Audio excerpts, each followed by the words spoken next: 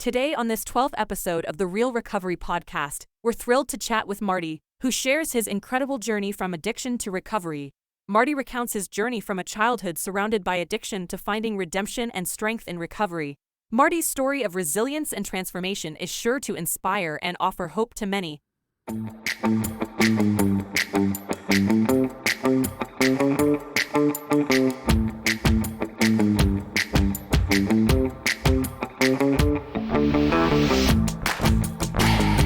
Hello, and welcome to the Real Recovery Podcast. I'm Julie, your co-host. On this journey of healing and transformation, together with my co-host Peter, we dive into the heart of recovery, sharing stories that resonate with courage and inspiration. That's right, Julie. Each episode is a new chapter in this vast narrative of recovery, and we're honored to bring them to you. But keep in mind the perspectives you'll hear are for informational purposes only and may not reflect the views of the podcast or our partners. Indeed, while these conversations can be a powerful part of your recovery toolkit, they are not substitute for professional medical advice. We encourage you to seek guidance from your healthcare provider for any treatment-related decisions. And if you're facing an immediate crisis, or if you just need to talk to someone who understands, don't hesitate to call the Recovery Crisis Line at 503-223-8569. That number is also on our website.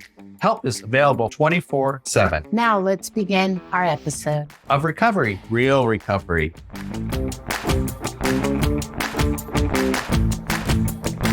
I want to welcome you to the Real Recovery Podcast. This is Julie, and I'm Peter, co-host for the Real Recovery Podcast, and we are sitting here with Marty. Hi, everybody. Hi, you guys. Welcome. Thank you for having me.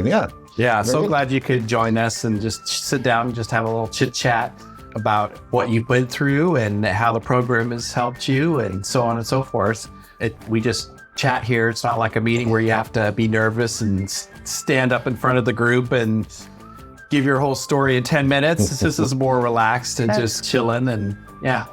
Some back and forth as well, I hope. Absolutely. Oh, yeah. We try not to interrupt you during your deep part, but then we ask some questions back and forth, and then we usually have a discussion after.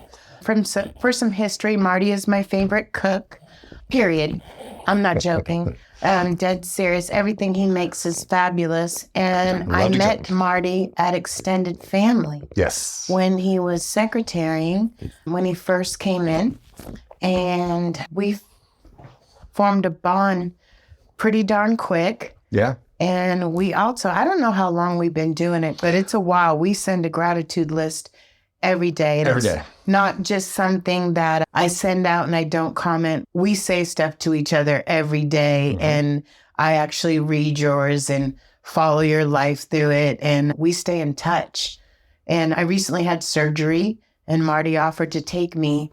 And I don't know how to explain to you the calm that came over me. No, I'm dead serious. I was all stressed out. It had been canceled twice.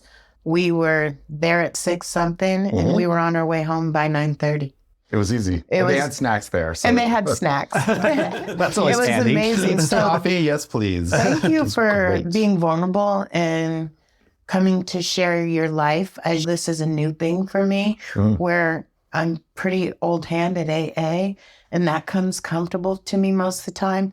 This is new. It's a new venture, but we're hoping to help someone that might not have made it to AA or NA or... Yeah, what I like about this format seems like every story is going to be different. Every experience getting to the point of sobriety is going to be different, right? Way different. And my story includes relapse. Most of them do. Yeah. A lot, the first year, it's funny because when you said you first met me as a secretary, that was 1 year into my efforts at being sober. But my commitment to being a secretary definitely helped cement in my commitment. And I needed to throw many things at the wall for it to stick. Yeah. It was just the program for me. Yeah, we can get to that in a little bit. Or I can just give you a little bit of background of what happened. So start. So basically I was born and raised in California on the South Bay of San Francisco. And in Tim Burton's Nightmare, it was like suburbia defined. It was a nice, beautiful 2-story house. My dad was a chemical engineer. My mom had been a nurse, retired when she started having kids. So she was an at-home mom. And I remember when I was 5 years old, my parents taught me how to make cocktails. That was the first thing. They had cocktails every night. My mom was not an alcoholic, mind you. My father was. My mom would have a drink with him every night, but my dad was a couple martinis and then numerous beers watching the news and TV at night afterwards. But that was the template from which I saw how adults behaved. So at the age of 5, I learned how to make a martini. And my mom had Trader's Vicks, and I would serve it up like a little monkey, right? A little trained monkey, And it was like, I'm like, this is what adults do. It's funny. We had a next door neighbor, Mrs. Gould, who was a common fixture. She was a nurse, really close with my mom, and she'd come over, and Mrs. Gould liked her white wine. Also, she smoked cigarettes with my dad. Her husband had thought she'd quit smoking, but she would come over and just like chain smoke with my dad. So she liked that, and her glass of white wine. And I'm like, this is what adults do, right? And I think it was like the first time I got drunk when I was 12, my sister Maria I had an older sister who's actually passed away because of this disease. We'll talk about that. But she was like in high school at that point. I was 12 and my parents were gone, and she had these boys over and they all brought beer and they thought, let's get your little brother drunk. And I was all about that. I was like 12. I'm like, yeah. And I started pounding Budweiser beers, and I was feeling pretty funky and drunk. And I remember going upstairs to bed. I started yelling. I wanted them to get me stoned. Well, I want to get stoned. Somebody bring. So they were like, oh, we're doing this. My sister tried to intervene, but they came up and I smoked some weed. And 10 minutes later, I'm barfing all over my bedroom floor. And I'm like, Maria, I'm sick. And I remember waking up in the morning, like she had done her best to clean it up. And I didn't like alcohol.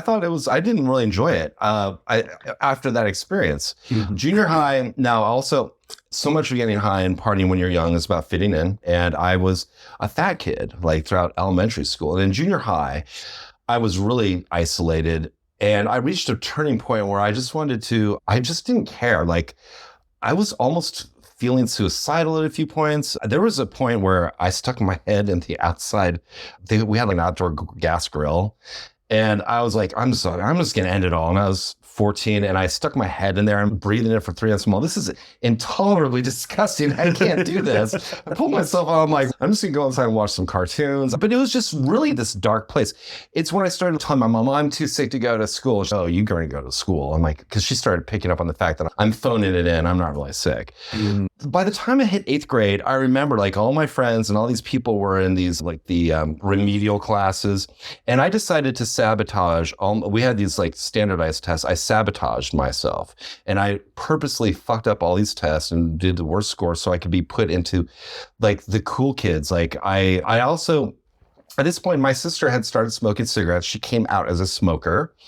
And to my amazement, my parents just let her get away with it. I'm like, she's dead. And in fact, this happened when we were up in Lake Tahoe. And by the way, Mom and Dad, I'm now a smoker. And so I'm like, oh, she's dead. And I'm like, I'm almost salivating, not just being the younger brother. I'm like, oh, this is going to be good. And lo and behold, they're like, we're disappointed, but you do you. And she sat at the next table with her friend and smoked a cigarette right in front of them. I'm like, what the... Even as a 12-year-old, I'm like, I was questioning my parents' parenting skills. I'm like, I would never let my kids get away with this. And I thought that then, I think that now. But it gave me the idea of what I could and could not get away with. And so I, in 7th or 8th grade, I too, guess what, Mom and Dad? I too smoke cigarettes. And they're like, we really wish you wouldn't, but you do you. And wow. I thought, okay, this is interesting. Yeah. My sister and I were pretty close. She was, again, quite a bit older than me. She was 4 years older. She was now hanging out with these stoner people in high school, and she had access to drugs. And I remember once when I was in 6th grade, I busted her and her friend doing cocaine, and she talked me into doing a little snort. And her friend did. And I realized afterwards, and I did because I was curious, wow. But I realized afterwards her friend was smart because if I did any, I couldn't tell on them. Yes. I'm like, okay. Guilt by association. Oh boy, yeah. But also that year is when I discovered acid when I was 14 years old. Acid was accessible in the San Francisco Bay Area, Grateful Dead, hippie scene. Yeah. And it was also incredibly cheap. It was $3 a hit. And it was easy to score. You could go to San Francisco or Santa Cruz, and there's these areas, if you knew, where you just walk around and people would be like, doses, and you'd be like... Or Eugene. If you lived in Oregon, it was Eugene. You could just go and score some acid for you could get a sheet. Yeah, for probably $30 or who knows? It was cheap back. This was the late 80s. Yeah. It was 86. I bought a sheet for $50 and it was 100 hits and I sold each one And was it good for acid? $5. It wasn't bunk too. It was actually really good It's acid. the only though. time I've ever done acid, one time. Yeah, that's... And I didn't like, it made my vision of my face look different. I was like wonky. So I never did it again. I actually loved it because I wanted to feel like I wanted something to be different, and I wanted to see illusions. I wanted to have hallucinations. I wanted to see little dancing leprechauns. I wanted that. I wanted to live in a cartoon and all that. I did like the colored lights. Yeah, I remember. Well, I was intrigued by changing my perception and going into a different reality. That was really, that was very alluring to me. I like that idea. So I did that throughout like junior high. And by the time I hit high school, I'm now smoking pot and I lose all my weight. And I really throw myself into the party culture. This is what I want to be cool. I'm also stylizing myself after my sister, mind you. And it's interesting because I brought up in meetings in the past, do you hold people responsible for your own behaviors? Like, it's easy for me in the past to have held my sister responsible for influencing me for these things. My dad for influencing me for doing like my decisions. And I also brought up the meeting, no one ever held a gun to my head and said, you do this, right? I made my own decisions, and we make bad decisions when we're young. Not all of it, not everybody does, but mine were. So by the time I'm in high school, I'm a full-blown pothead. And by the time I'm a senior in high school, I am selling pot. My best friend, he was a pot dealer, and he wants to move up in the food chain of the pot dealing industry. He wants to become a bigger wigger and sell pounds of pot. So I'm buying ounces, and I get to the point where I'm making good business. And my bags always weigh, and I take out the lumber and the seeds so people get a good deal. And it's shit weed too. It's like Mexican weed, but it's, I'm making the money. And I realized in California at this point, that there was a law that if you're busted for dealing drugs, like your house can be confiscated. And I thought, if I get busted, my parents' house could get taken away from them. I could never live with myself. I don't know how they could ever forgive me. I stopped doing that. What a realization. Yeah, it's funny because I actually had a degree of, I am a very principled person at the basis of everything, somewhat. Like, for instance, like I'm never going to drive too drunk until there's a few times where I did drive drunk where I was like covering one eye and driving, get home. But it's so funny because throughout this whole idea, I always thought that this was just going to be a phase, right? The drugs, like when I get to college, I'm going to go to college. And when I do, I'm going to quit this era. Like, this whole thing's going to end, and I'm going to quit doing the drugs and all that. But by the time I did start college, I really didn't know what I was going to do. And I just didn't want to stop. It was still just mainly pot. I wasn't a big drinker at that point. I got drunk a few times and would go to school parties, there's kegs and all that. And I'm not above drinking by any stretch, but I'm a full-blown pothead. What really happened to me was throughout my 20s, I smoked so much pot I couldn't get high anymore. And I never left home either. This is the other thing. Like, it's embarrassing to admit this, but here I'm 18, 19, 20. All my friends are moving out of their own apartments. I'm like, I'm just going to keep floating in and out of school. I take classes, I drop classes. My parents are paying for things. I'm not really pulling my own weight. I'm just working at Kinko's or someplace like that. And I had a delivery job delivering copy jobs for Kinko's, and I would be like smoking pot in the van all the day. I'm like showing up thinking, knowing what I know now, I'm like, I must have reeked of pot.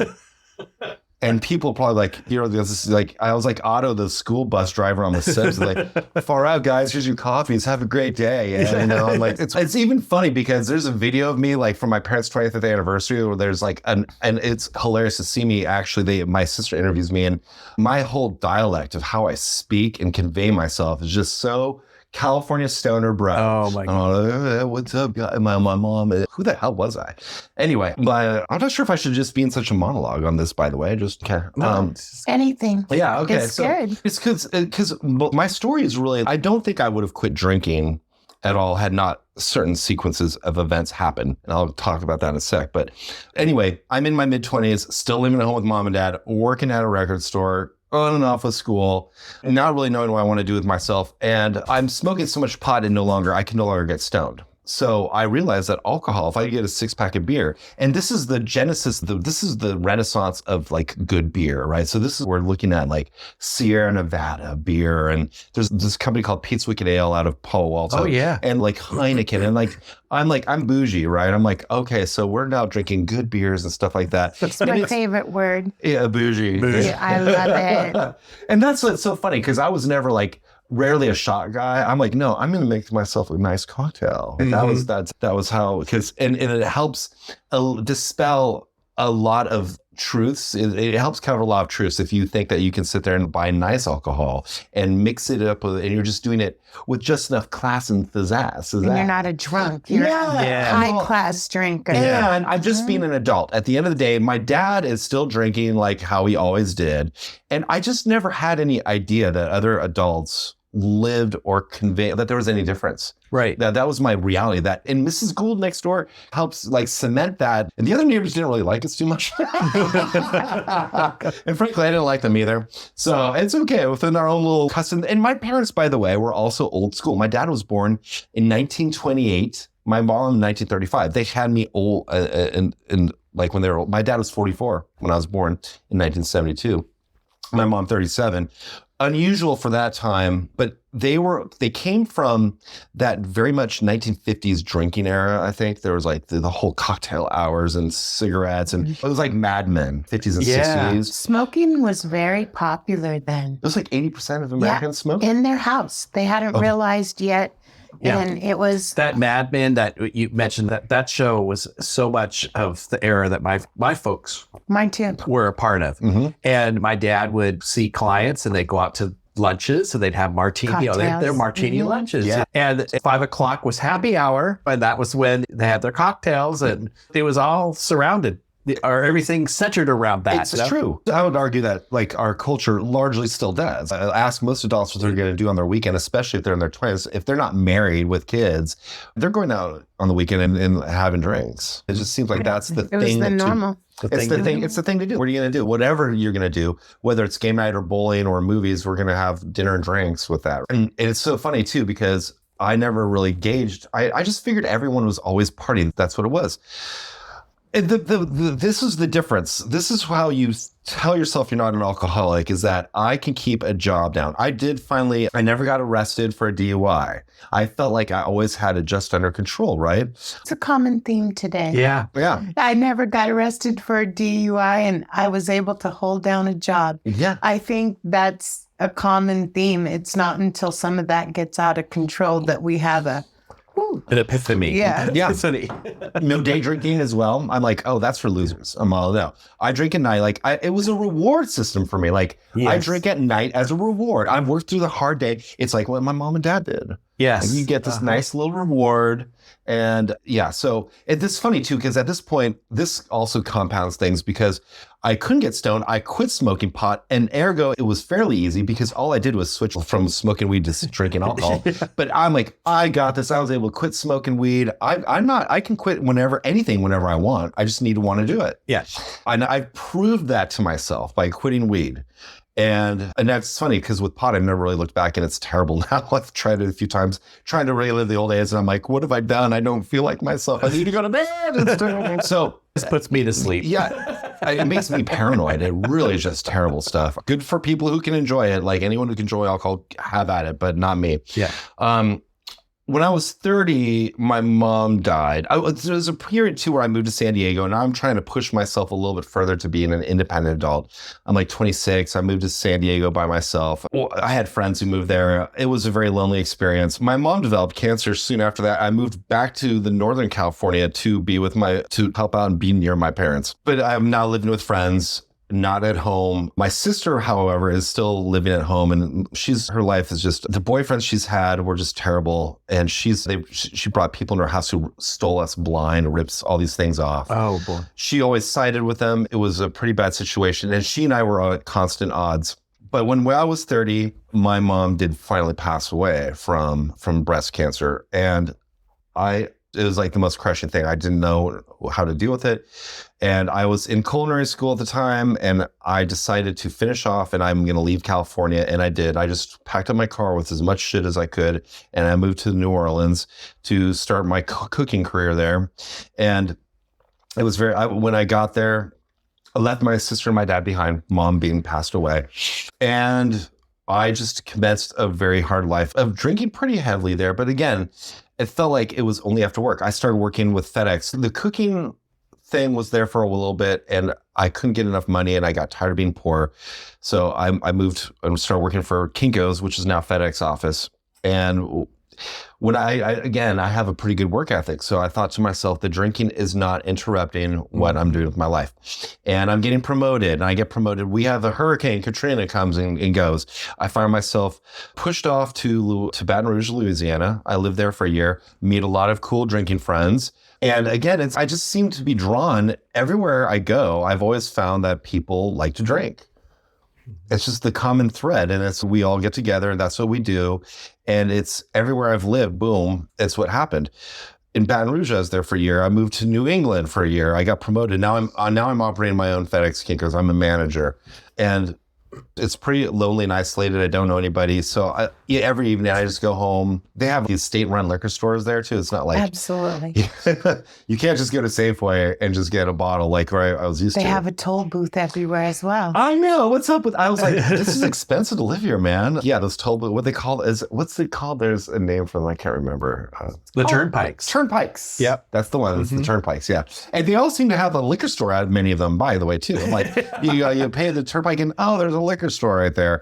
So I would just be concluding my day, going home, drinking my whiskey. But I started going to school online during this time too. I decided now I need to get a degree. Shit's getting real. I need to do something with my life. And I get an online degree. I'm successful at that. Again, it's all this time. I feel like I've got everything managed.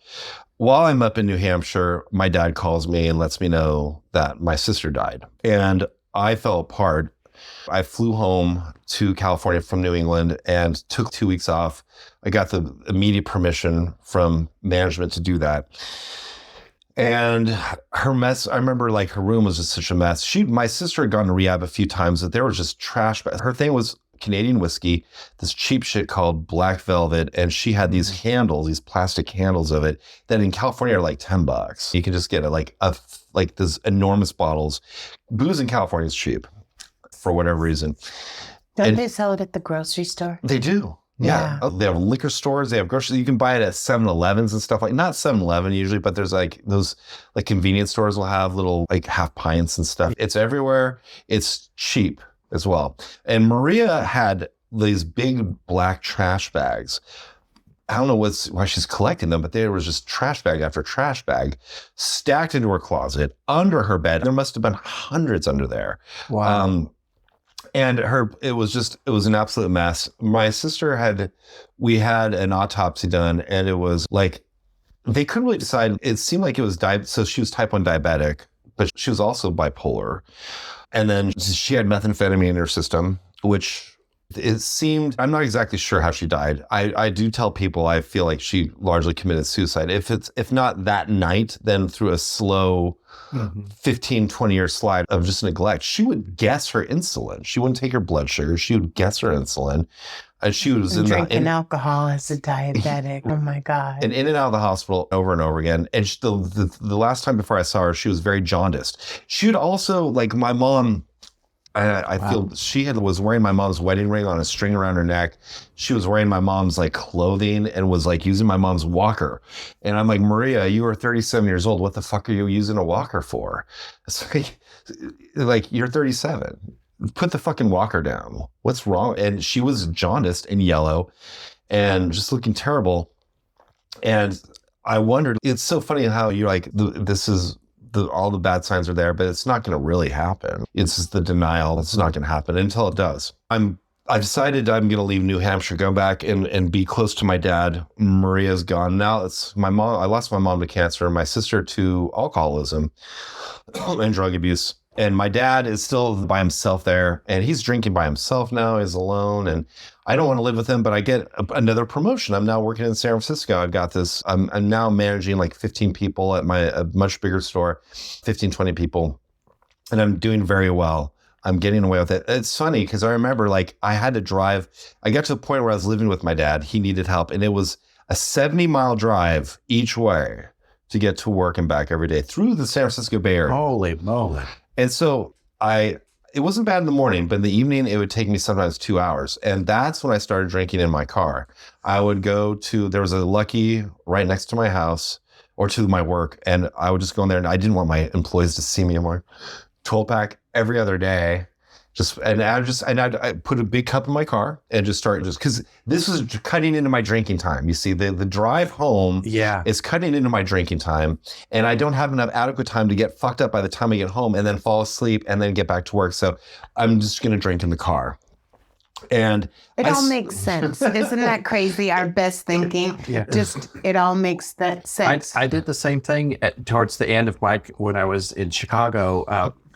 My commute to Naperville was about 2 hours, up to 2 hours each way. Driving, yeah. And I would go, I remember I'd had different places that I would go to after work so that they wouldn't think I was going there too often to get my booze. So they would say, oh, well, you were just here yesterday. And I remember that I went to one and I couldn't get my PIN. I was shaking so bad that I couldn't, and they just let me run it without signing or doing the PIN because I was shaking so bad I couldn't do it. And then I would pour the booze into a water bottle that would be in my side, and then I would drink that all the way home. Some nice clear vodka or vodka was my drink of choice. Yeah, that's what I did. And you can get away with it just about anywhere too. Yeah, and so this is what's so funny about alcoholics too, because I would have looked at you and said, "You've got a problem. I don't." Because I never had the shakes.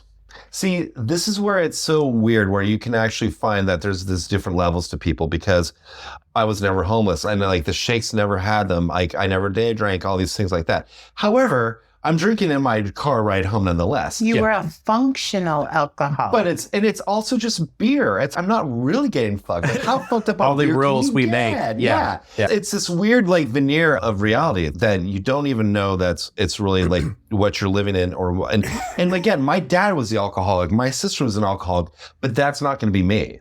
I'm better than that. Yeah. Like I've got my shit so much together that I don't even get a degree until I'm in my mid-30s, and I don't move out of home until I'm like 25. But I got my shit together.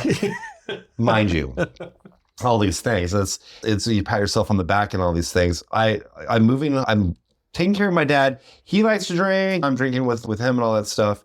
And I'm getting promoted at work. Everything seems to be working well, right? I'm like, I'm still handling this. Like, I'm not getting DUIs. I'm going out and having fun. I've got this handled. This is fine. And this is why it's funny, because so my dad now develops Alzheimer's. Long story short, I end up quitting my job at FedEx, and now I'm a full-time caregiver. My drinking goes up during this time. Mm-hmm. Enough so that when 2014, I go to AA for the first time. And I go there for 2 months. I remember my experience there. This one guy once took me aside, and this was outside of San Jose, and it was like a little bit in the sticks, this area called Morgan Hill. It's not like a very queer-friendly environment, but it's an AA group, whatever. And this guy takes me aside afterwards. I don't really think you're an alcoholic. What are you doing here? Oh boy, there's permission, right? Yeah. And I'm like, this was my first experience. Who says that to someone in an AA meeting? This guy did. He's all, I don't know if you really are an alcoholic, and I don't know if this is where you need to be. And I'm like, I'm pretty sure I do have a drinking problem, but fuck you. Fuck you very much. I was like really taken aback. But by that same token, it was enough for me not to want to go back. A, and B, I read an article around that same time. This is exactly what I wanted to read too. This article said how most people who you think are the alcoholics really just are heavy drinkers and just are abusing it. And you don't have like really true alcoholism. And I'm like, that's me. That fits me to a T. I'm not like the DUI. I'm not the losing friends, getting fired from your job. I'm not shakes. All these things where I just abuse alcohol. I drink too heavy. I could like just tone it back. That's all I need to do. And so I immediately quit going to meetings and started resuming drinking. I also, it's so funny too, because there was a white Christmas shortly after that where a friend of mine, it was like the one of those white elephant things. One of the things was a bottle of whiskey, and she got it, and I stole it from her. And in the middle of this party, she goes, "What the fuck? Aren't you an AA or something? You're an AA. Why are you stealing this from me?" And I was like, I just felt like just mortified. I was so furious with her, and I felt embarrassed. And I'll never forget that, because it's funny. I guess I felt outed for having tried alcohol, being in Alcoholics Anonymous, which means that I felt outed for acknowledging I might have a problem, and it made me feel very vulnerable, and it made people think they're going to judge me for this, and I was just furious about that. But so this is what happens. My dad, after 5 years of being a caregiver, my dad passes away, and I inherited his house, but there's a lot of debt. He had a reverse mortgage on this stuff. I had to pay it off. I couldn't stay in the house, and I had to move someplace. And I had enough money to probably buy my own house, but where is it going to be? Can't be in California. I'm going to move to Oregon, and I'm going to stop drinking, and I'm going to reset my life. And geographical. Yeah, I'm going to go someplace brand new place, new me. And when I moved up here, there's no alcohol in Oregon. Exactly. But all the stressors, see, it's not me, it's the surroundings. It's all these other things. If only I had these freedoms to be away of something, it's not me, it's what I'm going through. And now that these stressors have been removed, it'll be easy for me to stop drinking, right? Mm-hmm. That's the idea. But when I get here, I'm like, I don't feel like quitting drinking. I still enjoy my evenings, like mellowing out. The thing was, when I first moved up here, one of my friends moved up here with me. One of my good friends, Tyson, I've been friends with him for 30 years. He had been 8 years sober at that time. He's been in the program with mixed success, but still. And I made it very clear, this is such an asshole thing. I'm like, well, you can't drink, but I can, and I'm not going to not drink around you. And I have my liquor cabinet stocked with all the stuff I want, and beer and wine. And he didn't drink it. There's one point where he did, but that's not what this conversation's about. The idea was like, that was the perfect impetus for me to probably stop drinking if it was so easy for me to do, having a sober friend and being like more cognizant of where he's coming from and empathetic. And I couldn't do it, and I didn't want to do it. I still don't have that big enough of a problem, and my identity is so tied to this now. I've been doing this since I was 14. Yeah. This is who I am. Yeah. I'm not fun unless I'm drinking, by the way. I'm not. I'm not fun. I'm not clever. I'm not like, it's like this. I need this to talk to people. I need this to be able to cut through the veneer. Which is so crazy from who you really are. Well, it's funny. It's so funny because you don't know who you are when you're drinking for a long time. And especially if you've been doing it since a kid, and most of us have been drinking since we're kids. That's the common story. Who are you as an adult?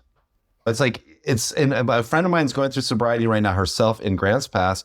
She spent the first year getting clean off meth. She was never a big drinker. She immediately started drinking heavily to the point where she's developed shakes at the end of last year and was drinking a handle every other day, a handle of vodka, and drinking far more than I ever did. And she's now in the program.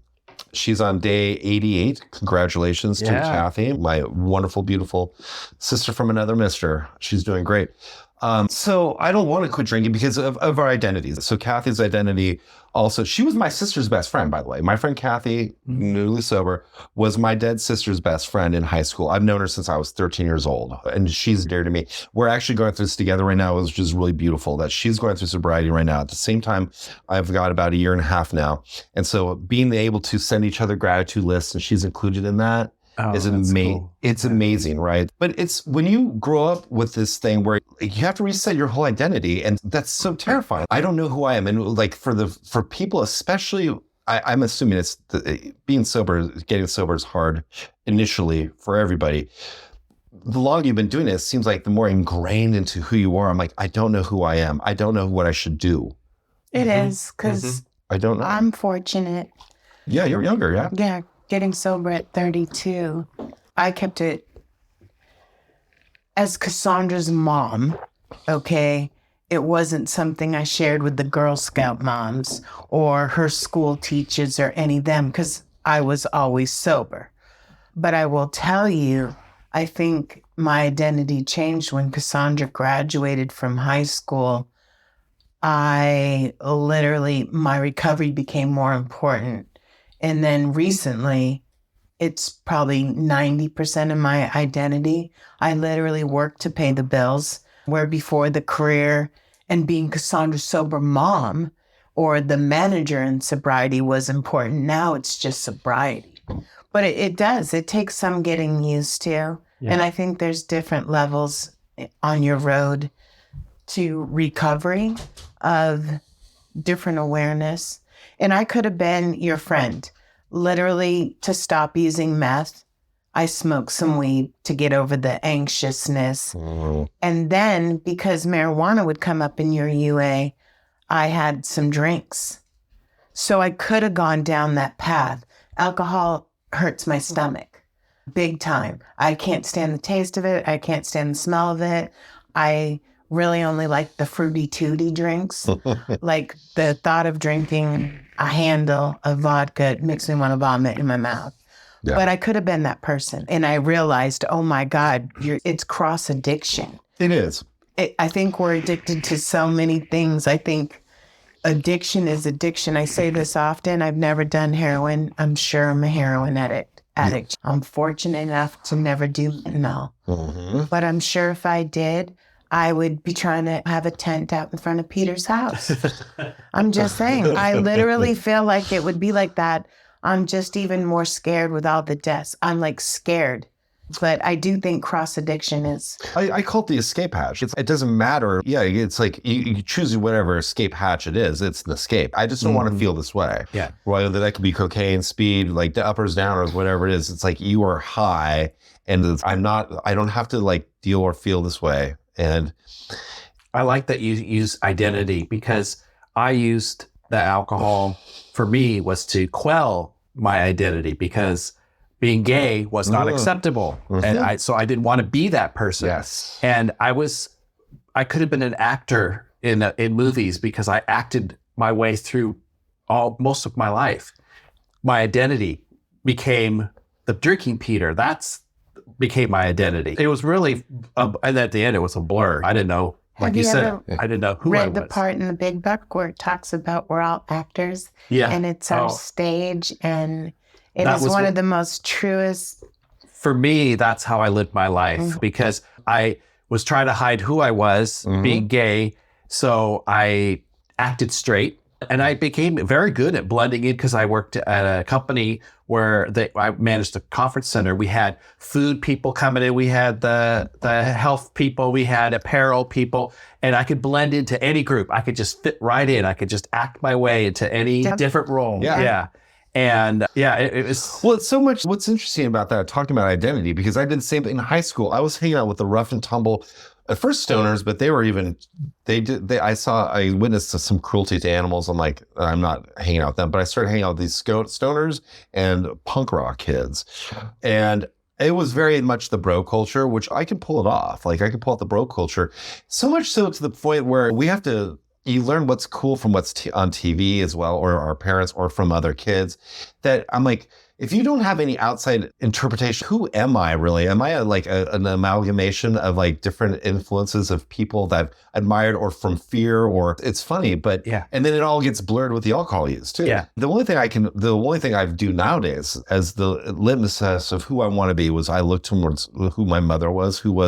My mother was the kindest, best human being and most people who ever met my mom, who were lucky enough to meet her, knew the level of kindness that she was. And I'm like, if I can just be a fraction of how kind and good, then that's what I go by nowadays. And it's easy for me to be in the program too, where if I are trying to develop new coping skills with people, I can be feeling very vulnerable to people not liking me or something like that. And the mantra I just tell myself is, if I don't even have to like everybody, but if I treat everybody with kindness and respect, I don't have to give a shit what anybody thinks about me. They don't have to like me. That's okay. If I haven't done anything wrong to them and I treat them decently, then it gives me the freedom to not have to care. And so that's part of the new thing. It's interesting because in becoming sober, you start pondering these new like coping skills, right? Like, how do I deal? So many things would piss me off, and I would immediately say, I'm just turning shit off by going to drink. I'm just gonna go home and have drinks. And I turn it off. And So it's fascinating also by going into meetings to hear and learn how other people, you get a lot of insights, right? Beyond. It's like amazing insights that I would never have thought of that. And it's sometimes difficult to be in meetings, by the way, where you're not thinking about what you're going to say if you get called on. Especially if you're new, you're like, I'm what am I going to say? What am I going to say? But Try being called on first all the time. Well, it's beautiful. I want you to know it's like a curse because I'll be really listening. Yeah. And I try to practice what Barry says, empathetic listening, where you're not thinking about your response. And I'll be like, and so unprepared. And it's happened to me recently quite a few times. I think what's great about being called on first is that you're now freed up from the stress and you can now invest all that energy into listening to people. Right. And so if you call on me, first of all, oh, good. So I'm like, yeah, but it's getting better for me though, where it's to the point where I really do listen to people and learn a little bit more. And if I get called on, it's more of a stream of consciousness shares. I feel that my shares bounce all over the place. They're not always a cohesive narrative. They are authentic. That's to me. I'd rather hear somebody sound ridiculous and just be fragmented all over the place, knowing that it's real. Yeah. We have a new guy in our group at night, and he's that way. And I can tell he's just new and just trying so hard, maybe trying too hard. Then having the person that comes in that doesn't have a clue, that knows it all. The AKA Johnny Lookgood. That more annoys me. And I will tell you what you said is true. And I will tell you, good for you at a year and a half, because what you've learned at a year and a half to accept all these people, I have to tell myself they're just an addict or an alcoholic like you. Just pray for them. And it says principles over personalities. I'll let you know. There's been some times where I get stuck on the person, and then I literally have to tell myself, and I have to literally tell myself, Julie, just be so grateful that you have so much sobriety. They're just trying. And I have to realize how fortunate I am. And I will tell you, Zoom hosting helps me not have to share. Because you're Zoom hosting, right? I think that is like the tricky success. Yeah, you're right. It's when I was secretary as well. It's like the poor secretary, often not called upon. And it's funny. Your personalities, the things that you have to deal with, are still present when you keep going into the room and you keep going through the program and all that stuff. And you're like, how am I going to? So that's what I've been working on for the last year and a half. But I just want to circle back a little bit on my history, because I was saying when we first started talking, was that I probably wouldn't have been in the program at all had it not been like the COVID, right? So that COVID, because again, I was basically working. I was making good money for this company out in Hillsborough. I was like an engineer for this job, and I have my own house, and I'm hanging out with people. It's going pretty well. But when COVID happens, I realized we're all sent home, and I'm working from home all the time. And I realized I don't have the people in my life that I thought I did. I'm a single guy. I'm at this point, I'm 48, and I'm isolated for weeks at a time. The only people I'm seeing are the people at the grocery store or the liquor store who frontline workers. Thank you for all that. But I find myself really starting to look at my life a little more closely and finding it lacking, and finding myself feeling very sorry for myself. I am a single man. I don't have any family anymore. I don't have many friends here. I'm talking on the phone a little bit, but I end my shift at 4 p.m. I work 7 to 4 p.m. And my computer's right by the kitchen. I'm downstairs working on my kitchen table. I stand up and I go and I start my nightly regimen, which is 2 strong whiskey and Cokes. I did the math. That's about a half pint of whiskey. Then a bottle of wine, because now I'm watching Rachel Maddow and I'm watching the news and all that stuff. And wine's good with dinner. I eat some food. And then I drink a 6-pack of really good strong beer. And strong beer is 7% of alcohol. And I do the math, and this works out to be 14 to 16 drinks. And it doesn't seem like that much. It doesn't, I'm only drinking at night. I'm okay. And I'm telling a friend of mine in California, I'm like, yeah, I'm drinking this much. He's Marty, that's a lot of alcohol. That's a lot of alcohol. I'm like, it doesn't feel like that much. So I'm like, who isn't drinking? It's like, everyone's saying it's COVID. Everyone's drinking too much. Yeah. But I'm now really starting to go on this downward spiral of like my thought process. Who do I have? My family's dead. I'm alone in this world. I'm single. What do I really have to live for? And this is what happens with like when you're drinking a lot and you start isolating by yourself. This happens to a lot of people. And this I found myself doing this really unbeknownst to myself. Rather than going out and meeting people and going to bars, I'm just drinking by myself every night. And this has been really going on for a couple of years before COVID.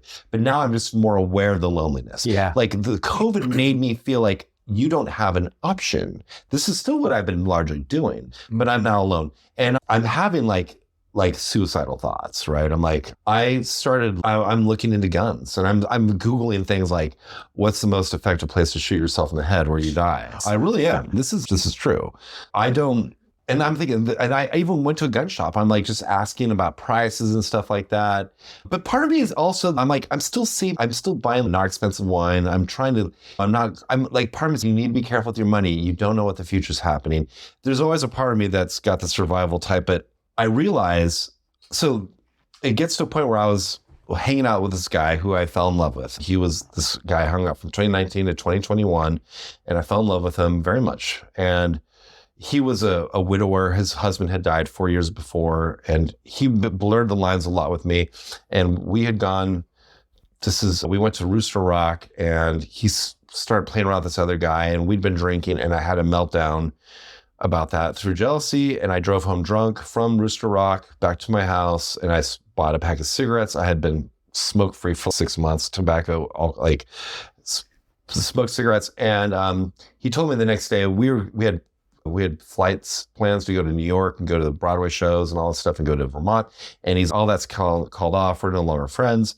And I decided to blow up my life. I'm like, I don't know it. I'm like, I don't have anybody. I'm like, nothing's working out for me. What have I done wrong with my life? And so I'm like, I don't care about anything. Yeah. Like, I don't care about working for this company anymore. I give my 2 weeks notice. I'm like, I'm done.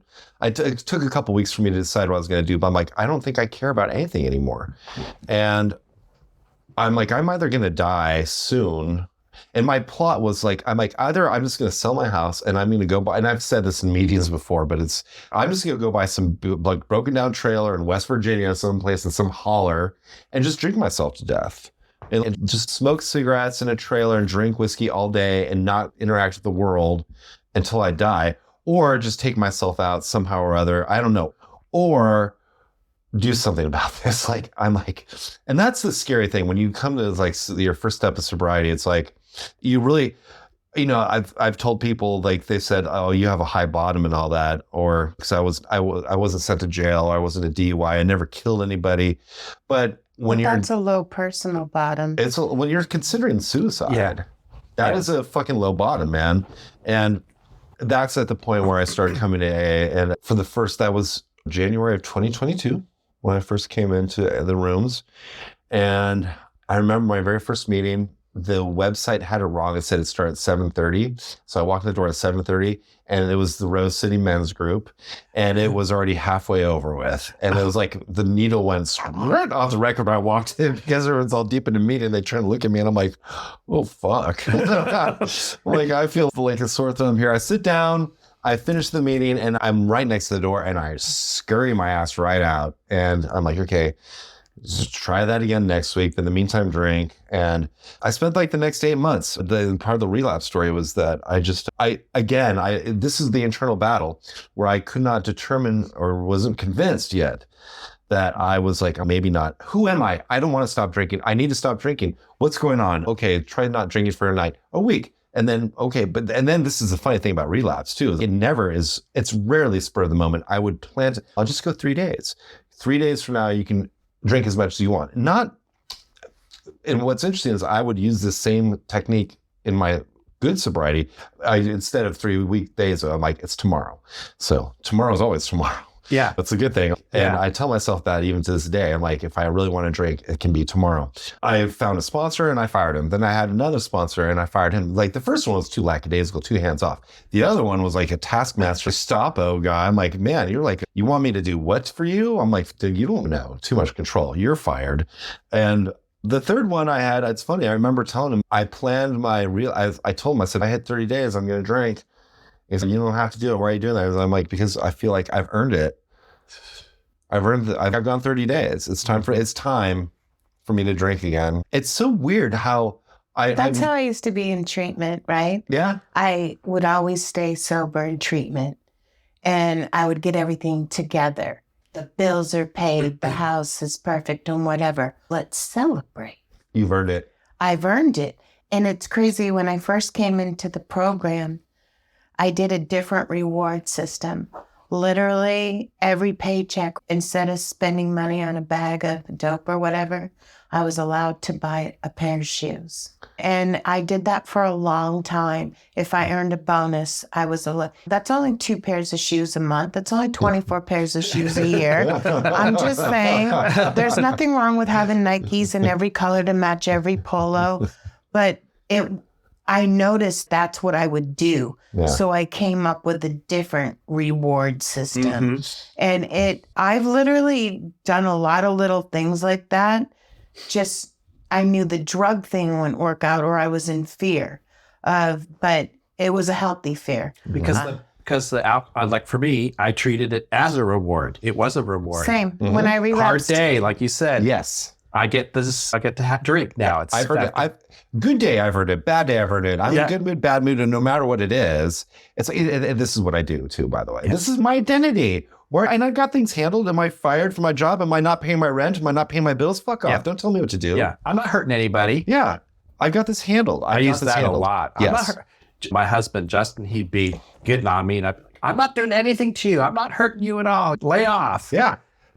Or my parents or whoever. And the reality is, I was hurting everybody, including myself. You're just in your addiction and you don't see it. You don't see it. And that's what's so amazing. Like when you're in the midst of this veneer of disillusionment that you are swimming in, when you finally emerge, holy shit. It's funny. I remember when I first started coming to the program, I felt this when I was in my relapse area. I was like, these 20-somethings are in the room. I'm like, what are you wasting your 20s on being in the rooms for? I'm all, go and have fun. When they're actually the most lucky. Yes. I have a sponsee right now and they just turned 33. Yeah. If they can stay sober, oh my God, what a life they can have. My sponsor got sober. He's going to celebrate 45 years in 2 weeks. Yeah. Okay, I'm lucky. I got sober at 32.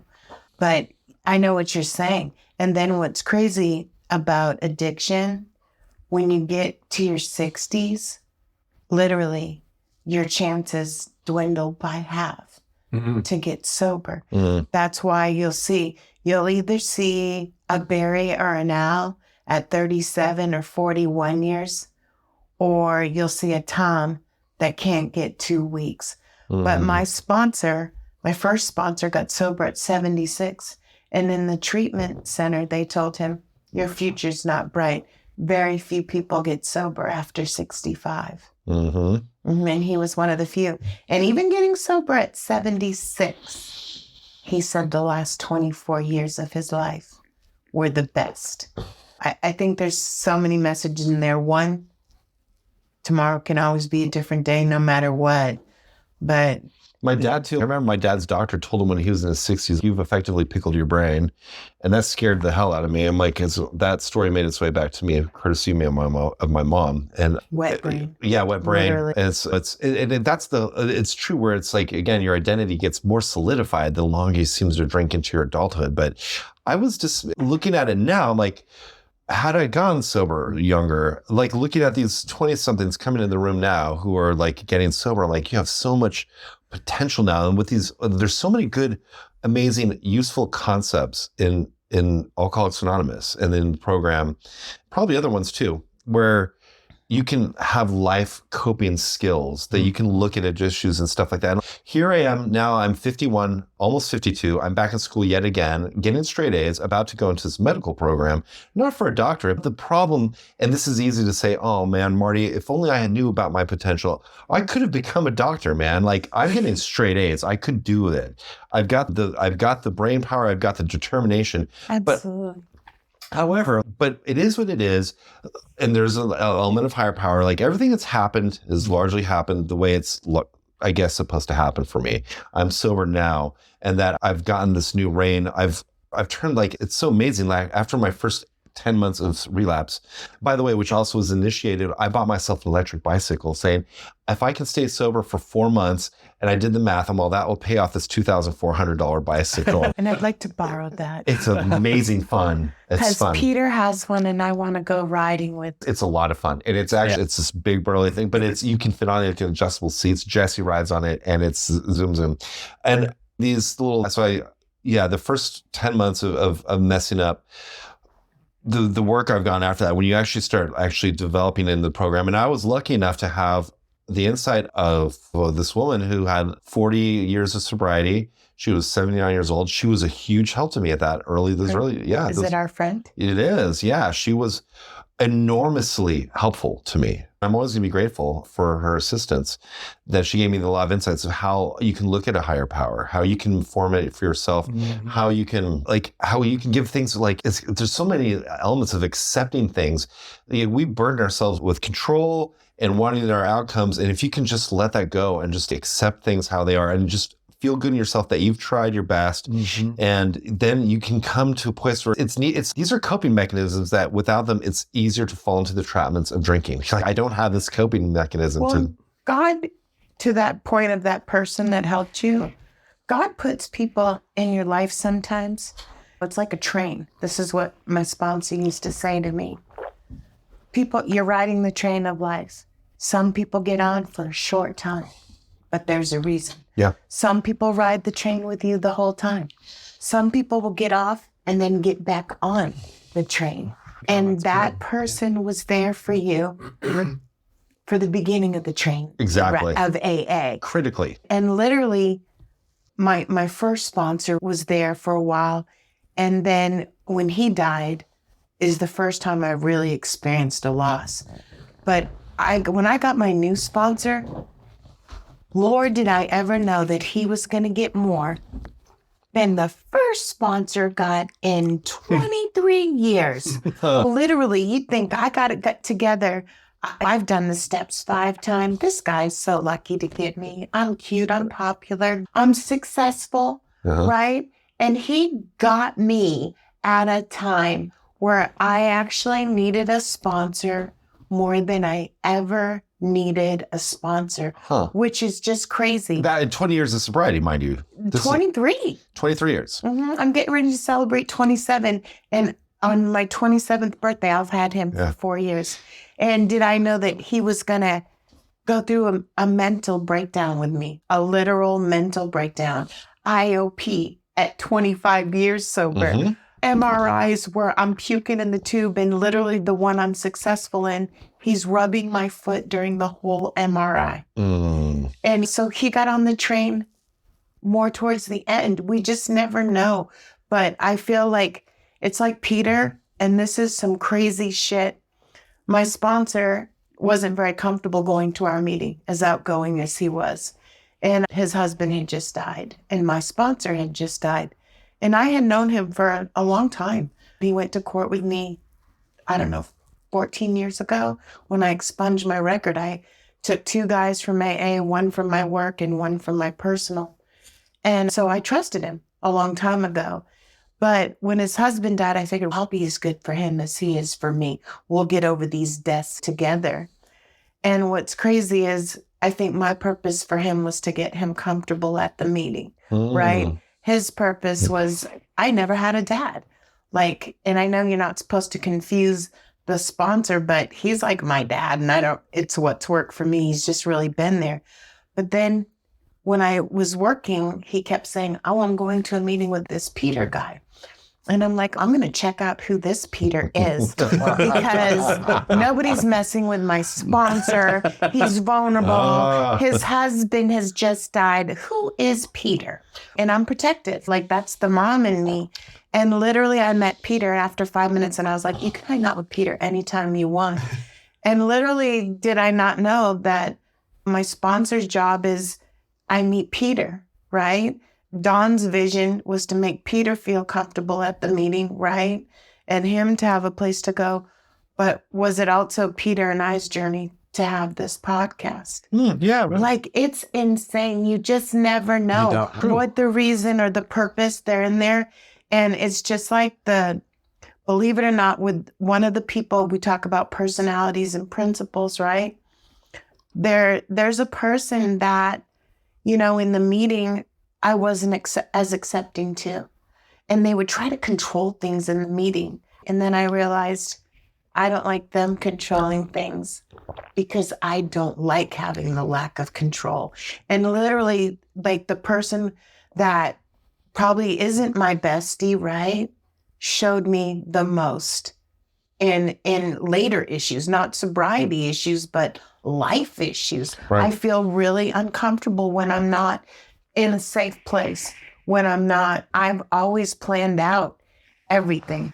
Like, I'm not so random. If a PI followed me, he'd be bored after 2 weeks, literally. So, yeah, but the train thing is there. I knew you when you first came in. And then during your relapse, because that's when I made a new commitment to come back to AA all the time.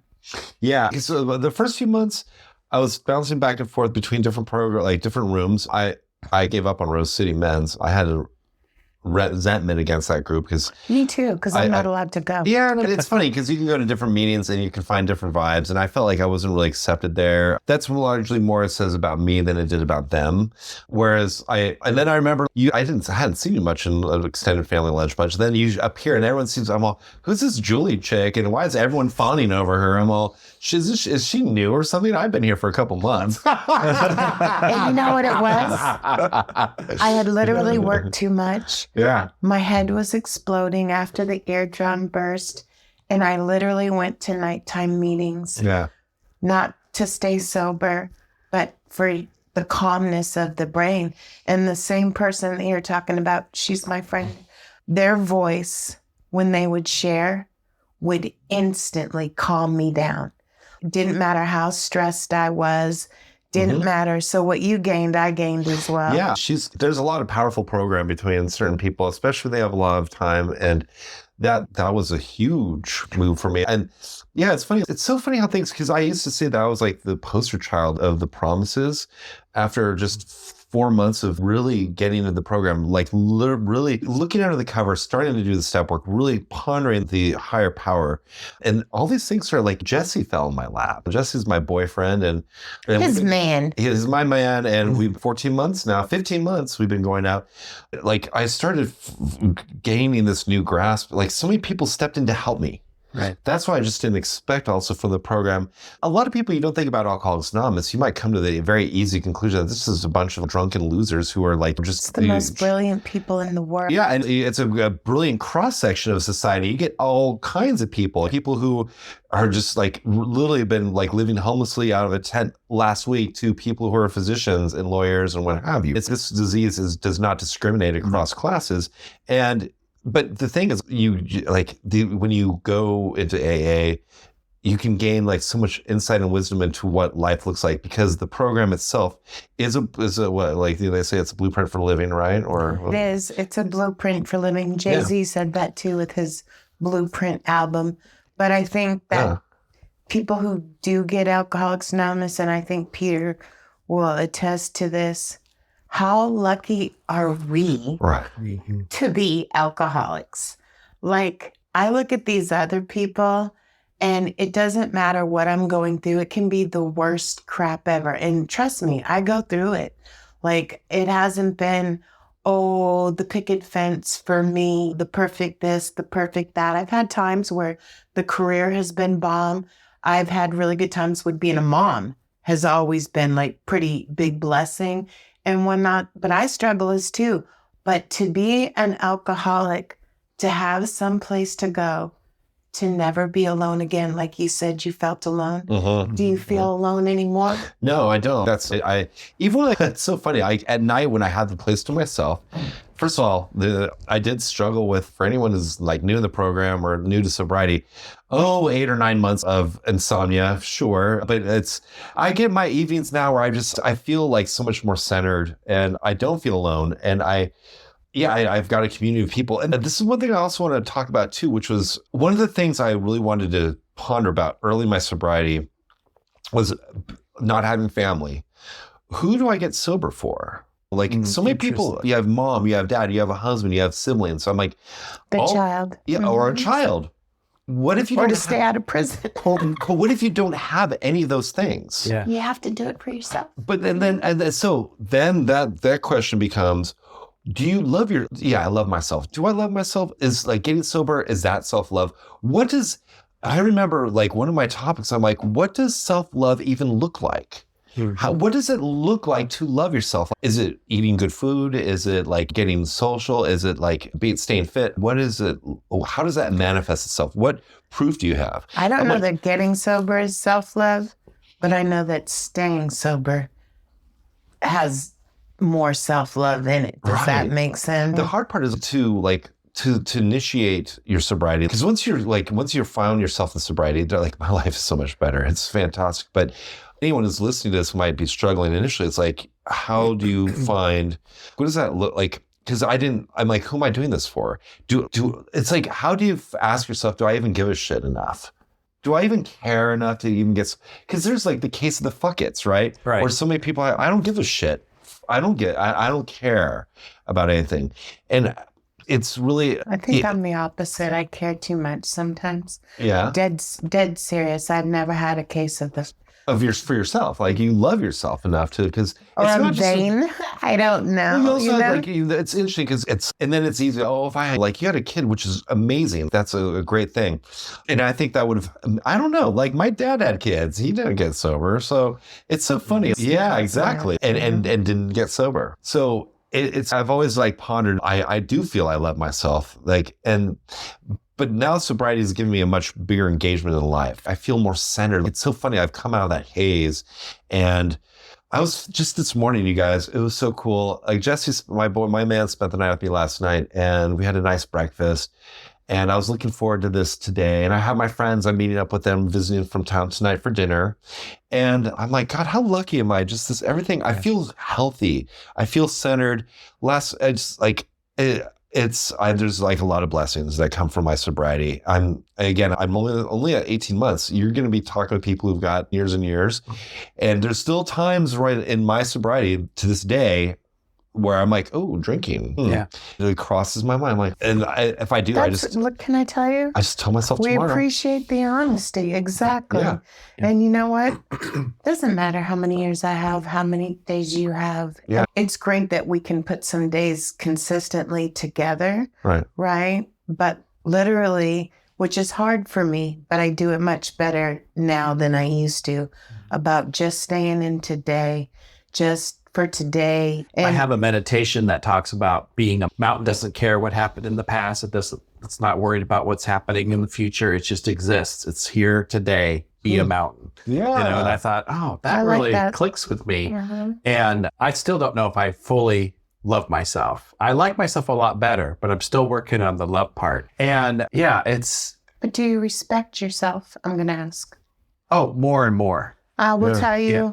And I'm at 7, so I have a little more time, but not as much time as Julie. Yeah, 7 years, yeah. Yeah, 7 years. But I think the respect comes first, right? And then the rest. Yeah, the respect, and then I think the loving is, for me, I see how people are accepting me and respecting me, and I think that is building my self-love. And value you too, and, right? And value me. Yeah. When I go to a meeting and you have people coming up to you and they're like, oh, I'm so glad you're here. And they're talking to you about this and that, and including you in the fellowship. That's another big thing. Sure. When I first started in the program, I was so shy and brain was so wet still didn't have a lot of fellowship. So I'd be there at the meeting and then I'd get right out. You and me both. That was my MO. Until this crazy lady, I thought she's a dear woman, but she pulled me, come on, let's go. We're going to Red Robin. I'll drive you there. I'm like looking at her dead to the car going, do I want to get in the car with this crazy lady? But she turned out to be one of the best things in my life. And she got me into that where I was part of, accepted in. Right. And that helped me with my self-confidence. And that's the other thing. Joining into AA, it's like you have this community And then I'm all like, for me, big crowds, and I like small dinner parties. So do I. And when we, even sometimes after fellowship, and there's 15 people there, it was nice because we went fellowship, and the other day you and I were sitting next to each other in like the little quieter corner. And I was grateful for that because it's just a little bit overwhelming for me still, right? Believe it or not, I might be outgoing as fuck and miss popularity. I love it when it's just me, Peter, and Dawn, or you and I are having dinner. Yeah. That to me is, and I think it's those individual moments that help me when we all come together. Yeah. Like, I like building the individual relationships, and then when we're in the big groups. But I'm the same way, believe it or not. Mm-hmm. And thank God when I started AA, it was a small group. Our meeting, which now, how many people were there on Friday? Oh, geez. Oh my God, everybody and their mama, literally everybody and their mama. It was literally 5 of those guys that were at that meeting and maybe 3 more that were at my original meeting. And thank God, because if I would have came into a room like Friday, it can be overwhelming. it's too much. And that's the cool thing. Like when you develop one-on-ones with every one of those people, and like over time, then you start walking that room, and suddenly you feel way more comfortable because you've had one-on-ones with almost every single one of these people over time. You're like, oh, okay. So it's like that nice familiarity. It's almost like going through school with people or something like that. I feel when you're a kid, you go into a classroom with the same group of kids, especially elementary school, you're like with the same group of kids. And you become familiar and you start developing these bonds. And you're not going to like everybody in that room as well, you know, but you start developing a sense of comfort and a community. And that's something that you can turn to. And that's the other thing too, is that we actually have a community. Like if you're in a pinch, people need help moving, or that you're in a bind, you can reach out to this group of people and you're going to find assistance. It's amazing. Yeah. And I'm like, this is like you're saying, this is like an extended family of sorts. I don't have my family's dead. I don't really need to be sober for anybody, but I choose to be because I still feel like there's enough left of my life left to see what happens and to love myself enough to give myself these chances. And now that I've opened those doors, like my life is so much more fulfilling. Well, and you broke the mold for me with another newcomer, believe it or not. Yeah. No, absolutely. Part of my story is I didn't really reach out my hand to a lot of newcomers. And I will explain. It was fear. If they were in relapse, I didn't want to be around them. Didn't sponsor much or be a sponsor much because I worked and I was a mom and it took up a lot of my time. My daughter played 3 sports. But you came in, you said January, right? My sobriety date is 10/12/22. So Colette and you came in relatively at the same time. She's 2 months behind. Exactly. And you are the first two newcomers that I really sat there and watched your sobriety and wanted to be like every night when, like you said, I'm showing up. And the reason why people were so in awe about I hadn't gone to extended family is really, and then it was the only meeting I could get to. So because of work. And you and Colette won over my hearts for real. And Colette's been on our show. And I was with her the first night when she was in Safeway, just trying to get to a safe place. Right. And I was with you. I remember when you were chairing the meeting, believe it or not, I thought, how could anyone be so unlucky? Because there was a string of times every week where you'd get the crazy person in the meeting or the person still struggling, and you'd have to make them leave the meeting. Oh, I don't know. I don't think that happened once. You or Jack. So I think Jack. Yeah. And I was like, wow. And they keep showing up because there was some opportunities at the church. But it was you and Colette that really turned it around for me for the newcomer. Good. And that's the thing, like they say, and based on my experience, it's true. Like it's the newcomers that it reminds you of what it was like. Like, God, they're going through hell right now. And I remember being there, and then people offered enough assistance to me. I think I'm not a sponsor yet, but I need to get myself to the point where I'm like offering. I think I'd be a good sponsor, but seeing people going through the emotions, I'm like, oh yeah, gosh, it reminds me of like how hard it is, how terrible it can be in early sobriety, how terrible it can be when you're like at the depths of use of alcohol use or drug use, whatever. Oh yeah, and they need us. We're the people who keep it's so symbiotic. Really, we help them get sober. They help us stay sober. Yeah. Well, and I say that now. I think when I came in, one being the only girl, the only girl for a while, and there was Scott C and whatnot, right? So they were my safe place. So I got sober with a bunch of old guys. So for me, that like the Owls have really always been a safe place for me, and the newcomer was scary until now. The last couple of years, it's been much better for me. And now I learn stuff all the time. Yeah. Colette has taught me more than most people in the program, just seeing her courage. Yeah. Absolutely. And I can learn something from Colette. I learned something from you. I've learned something from you as well. And from the new people as well. And even if it's just a reminder, it's not really learning something. I'm like, oh gosh, yes. Glad I'm not there. Yeah, exactly. Yeah. And then I get to go home to oh gosh, the quality of my sleep is so much better. Like my life, I just feel spiritually better. And it's so funny where you just are not cognizant in the midst of use of where your spirituality is, but Yeah, exactly. it becomes this thing where you're like, oh my gosh, like this is what. You don't have to be religious to get the spirituality. That's what John was talking about earlier. Yeah. And it's a true statement. The religion knocks a lot of people out. That keeps them from being in the program because they see God and they're like, not my God. That's what I thought. It was not my God. Yeah, and the book talks about a spiritual awakening. Mm-hmm. It's not, I found God. It's just that your soul becomes better and you feel more spiritual. That was my hiccup for the first 8 months of relapse. And I'm like, I'm sorry, this program has asked me to believe in Santa Claus and calling it like I'm like, I'm sorry, I cannot believe in Santa Claus. You're asking me to believe this. This cannot work. And you're asking me to give, I'm like, I don't understand and it's not working. This will not work. And the other thing I got from your story and others is when you go into your first meeting, and you don't feel comfortable, find another meeting. If you're not comfortable, there's other meetings out there where that you will be. That is so true. That is the most truest thing. I was having trouble staying sober too because I wasn't comfortable at the group I was in.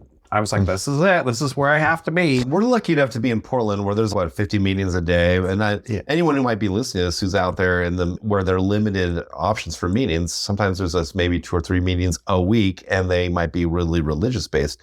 There's Zoom that they can Zoom into. I remember it was great. In my early sobriety, I was like, there was times where I think Night Owls, I was doing that every night. And Night Owls is a great group. And I would go to bed with my tea and sit there and Zoom into Night Owls every single night. And there was one night where someone didn't open it up and I was able to, I'm like, I want a meeting. And I was able to Zoom into London, where at that point it was like a 7 a.m. meeting happening on Zoom in London, England. And I was just like, oh, I could just jump into there. And it's late night here in Portland, but I need a meeting. Yeah. And they were wonderful. That's so cool. Like, during COVID, Izzy and I were trying to do all the states. So we started off in Alabama. Then we went to Alaska, for real. Then we went to Arkansas. And the meetings were so different than ours. Sure. But they were the same. Yeah. Meaning everybody was there for the same reason. And believe it or not, they were like, come back to our meeting. And Izzy was different than most. And I'm sitting there scared. One meeting said, don't do anything on the screen that will be distracting. So I'm sitting there, left hand, left knee, right hand, right knee, not trying to blink. And Izzy's messaging me and I'm like, I'm not answering him. I'm not moving. But at the end, it was just amazing. So you're right. You can get a meeting anytime. And just like you also said, the alcohol and drugs, they don't discriminate. They don't. They don't see class, creed, color, who you sleep with. Sexuality, sex. Does not matter. And so when you go into a meeting, you may not recognize yourself in the group if on the face of everybody, like the cover of the book. But you open that book, and everybody who shares, I'll hear one thing. It's like clicks in my head. Time. Oh, Got it. Can relate I to was it. there too. I Yep. can totally relate. Yeah. No matter who you are. And that's when you actually also realize that was the thing when I was in Alcoholics Anonymous. I'm like, I am an alcoholic. It's like my idea, by the way, of coming into the meetings initially was I just need to quit drinking for 1 year. That's all. I just need to do it for 1 year. I need to prove 6 it to months, myself. that's all I needed. Yeah, 6 months boom. to get off parole. I just need to do this long enough to prove that I can do it. And then I can go back to how it was, right? And that's the mindset. And then I realized after 10 months of trying and failing, I couldn't even get a year. And listening to what people are saying in the rooms, I'm like, it's this point of realization where it's hard to determine whether you're an alcoholic. That's a big discussion point with yourself, right? Am I an alcoholic? No, I'm not. And I am. And that's the first step, right? It's like acknowledging and understanding the point of reference that you get to hear from other people, apply it to yourself, understanding like how this is getting in your way. Like it takes a lot of introspection to get to that point. Yes. Yeah. And then, Totally. and that's, I would say, but step 1, I got. Step 2 and 3, those were sticky points right there until I had the right person to talk to, walk me through and understand what that looks like. And now I'm all about the higher power, where I understand it just takes so much weight off myself. And I can deal with any kind of conflict or anything I have. I'm like, I just step into anything and say, please help me, guide me with what's going to happen. And then whatever does transpire, I'm in acceptance of it. There you right? go. That's That's what it was. great. Yeah. So it's like, it's been a tremendous experience. And I'm very, like what you're saying, I'm very grateful that I am an alcoholic because now I've been exposed to all these tools and I actually have lifted myself out of this fog and I have a better grasp of my life and I'm happier. I'm happier now. And I can't imagine going through anything without AA.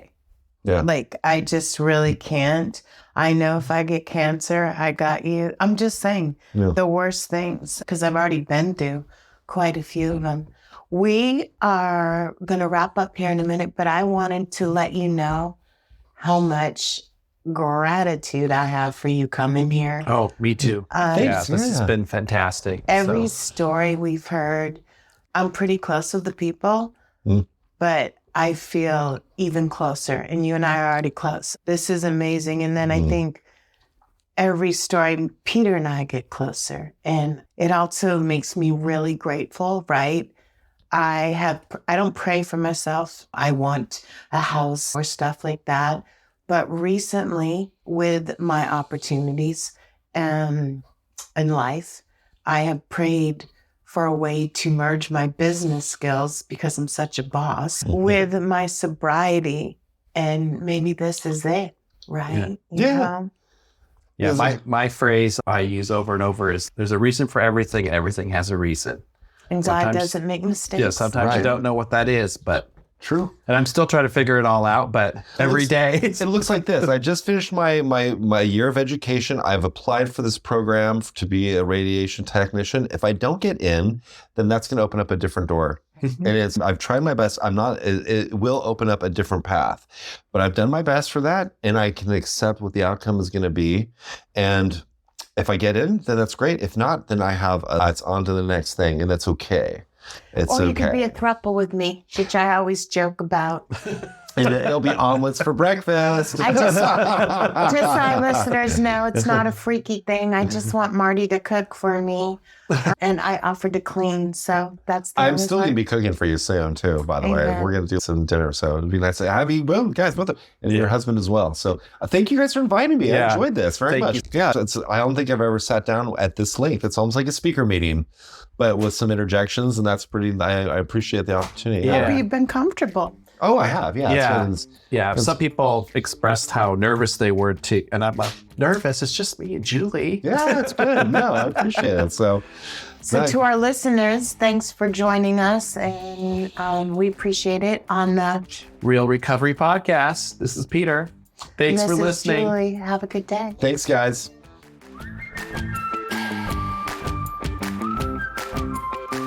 And that's a wrap on today's episode. Thanks to each and every one of you for lending us your ears and hearts. Your engagement is what fuels our passion and keeps this podcast thriving. We cherish the moments we share here and hope they resonate with you. Whether you're on a daily commute, at the gym, or just taking a moment for yourself.